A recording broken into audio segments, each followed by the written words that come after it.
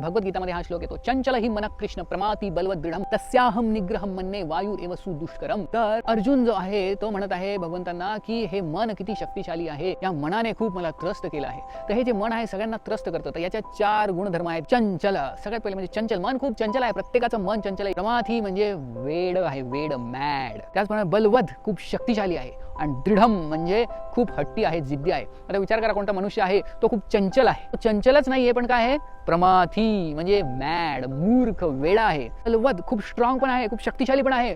तो मनुष्य खूप चंचल आहे, खूप वेडा आहे आणि खूप शक्तिशाली आहे। आणि त्याचप्रमाणे दृढम म्हणजे खूप हट्टी आहे, जे काही विचार करतो तेच करून राहतो, कोणाचं ऐकत नाही। तर अशा व्यक्तीपासून, अशा माणसापासून आपण तो दूर राहू। तर हे जे मन आहे आपण तो 24 तास त्या मनाबरोबर राहतो। मनाला कसं नियंत्रित करायचं भगवंत सांगतात भगवद्गीतेमध्ये, अभ्यासेन तु कौन्ते वैराग्यच गृह्यते। अभ्यास केला पाहिजे, अभ्यास, प्रॅक्टिस। कशाची प्रॅक्टिस केली पाहिजे? मंत्र जपची प्रॅक्टिस। हरे कृष्ण कृष्ण कृष्ण हरे हरे, हरे राम राम राम हरे।